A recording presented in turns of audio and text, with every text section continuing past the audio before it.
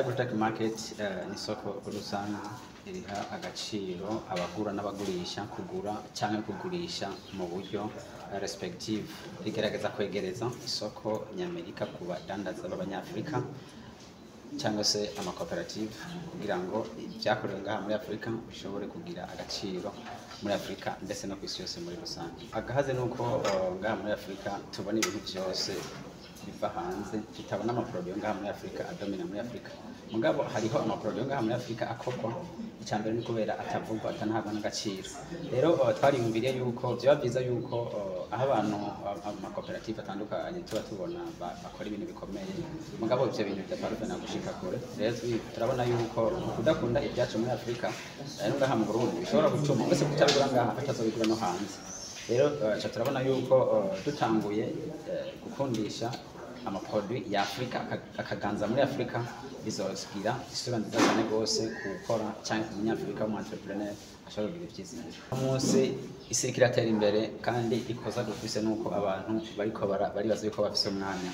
Rero turiko turabona yuko isi iratera imbere cyane gose muri kazoza. Icyambere nuko turagerageza kwegereza iryo soko rya Ibrotech abantu hose abantu bari. Mugo twaciyumviriye mbega umunyagihugu adafise telefone bizoca bigenda. Rero twariyumviriye yuko umunyagihugu wa ruguru adafise telefone kuntu ashobora kuzoshikirwa n'iryo soko ya Ibrotech. Mugabo imbere yuko mvuga ico ni kubera yuko abantu benshi bakora tonga telefone no munsi.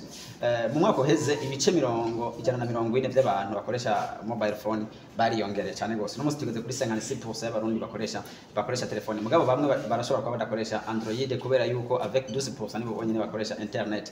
Rero twaciye dushiraho ico bitwa na kivuze kitwa direct selling, aho umukiriya gishobora kuva ibintu bishobora kuva muri production bigenda kumukiriya cyadushiraho ama agence ahantu hose umuntu ashobora kwisanga ku buryo peut-être ushitse ahantu peut-être ukaba ari mu Kirundo ukabona iryo soko warabyumvise mugo nuzi kugura ashobora kuba ariho ahantu bashobora bagufasha kugura akabikuzanira ukabitora ngaho nyine.